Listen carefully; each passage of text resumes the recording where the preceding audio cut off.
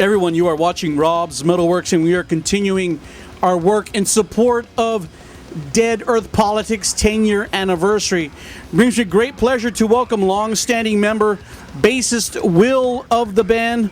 Sir, welcome to the program. How are you doing? Thank you. Damn happy to be here. It's great to have you on our program because despite our work with the band in the past, you've always kind of eluded us. You've been the man in behind the scenes. I've never been able to get you in front of the camera until now.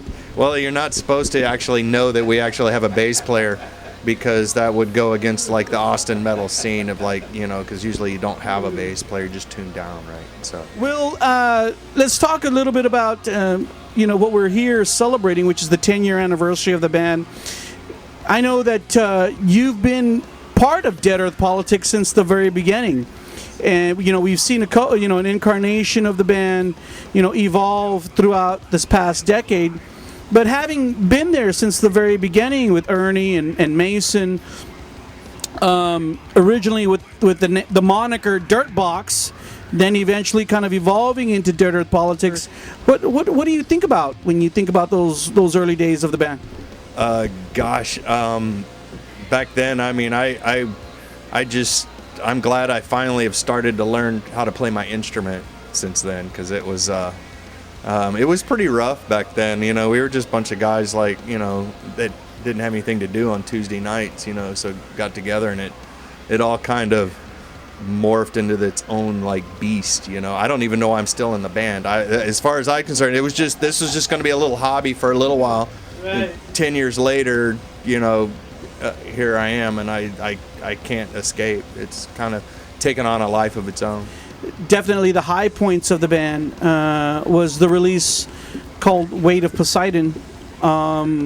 Definitely a fine piece of work that made its mark in the music scene and with metal fans across the region. I definitely was there in support of it. So when you think about Weight of Poseidon now, kind of 5 years ago, because that album was released in 2010, do you feel that was a turning point? I mean, what do you feel about that release now?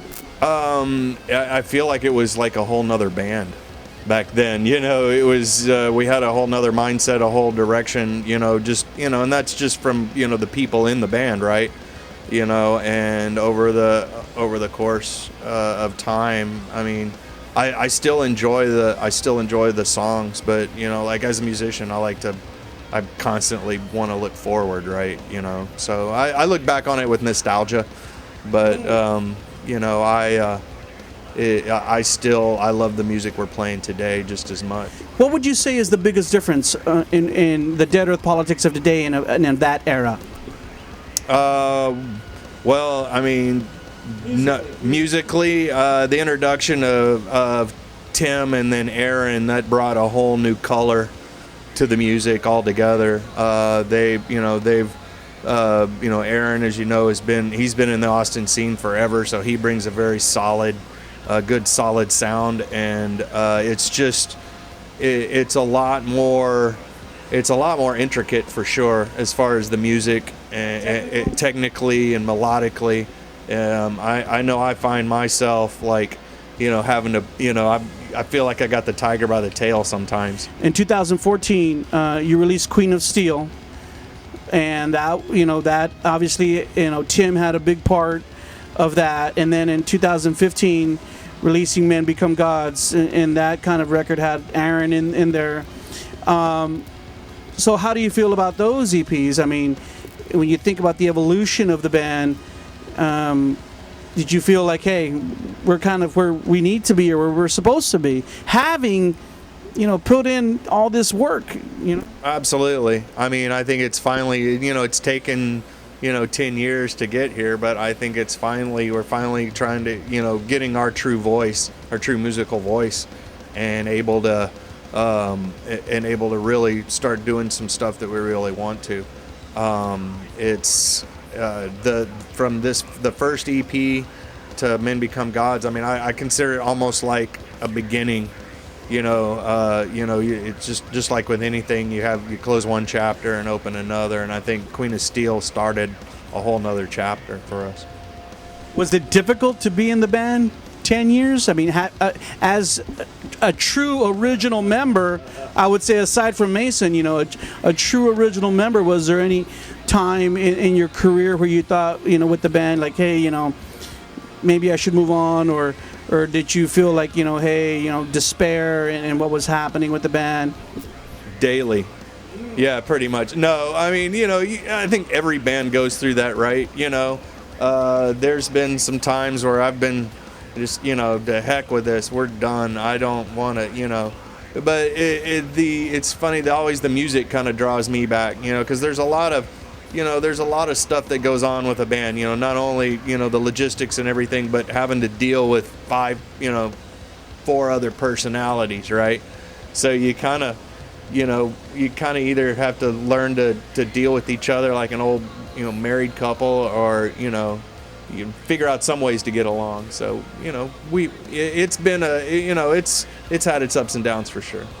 Sometimes, you know, I think when people are artists or musicians or whatnot, and, you know, you're in the thick of it. You're very close to the painting, and yet, you know, there's people who are on the outside, fans, as such, and those people have kind of, you know, provided Dead Earth Politics the accolade of kind of being the best metal band in Austin for more than 1 year now, for a while now.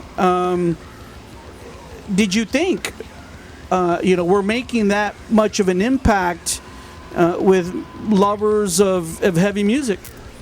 No, I mean, it's definitely a pleasant surprise. I mean, obviously, without people enjoying our music, we're not going anywhere. You know, it's you know, that's as much as we do it for ourselves, and also hope that, you know, our fans enjoy it as much as we do, and we hope we project that.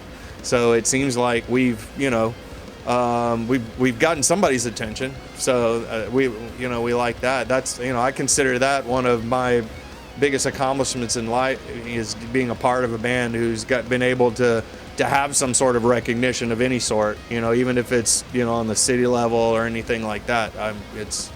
You know, I consider that an honor.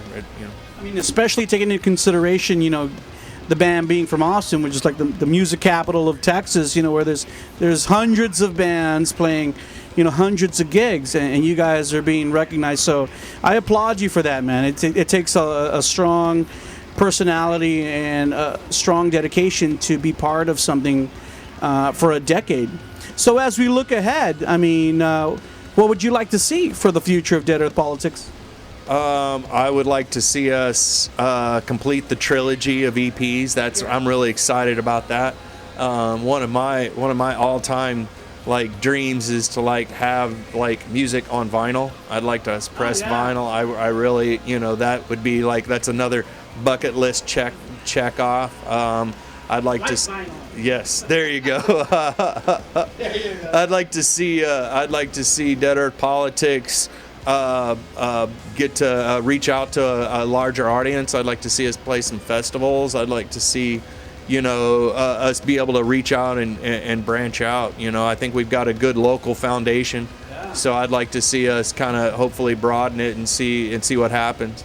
See what you know, the rest of the world thinks of us. Sweet, man. Well, I look forward to definitely continuing to support Dead Earth Politics. Any last words for the people out there? Anything you want to share about you or the band or the 10-year anniversary coming up? No, just, you know, we, you know, 10 years, it's a it's a difficult, you know, a love-hate kind of deal, and we're happy to have been able to, you know, have that longevity, you know, because there's not that many bands that even, you know, make it, you know, 5-10 years without, you know, getting demoralized. So we're trying to push and represent. So thanks. Cool. Thank you, sir. I appreciate your time. I think you're going in the right way, man. Stick with it. We love the band. Remember, everyone, you saw the man Will Little of Dead Earth Politics right here on Rob's MetalWorks.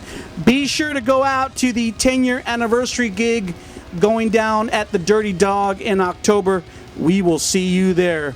Dead Earth Politics rocks right here on Rob's MetalWorks.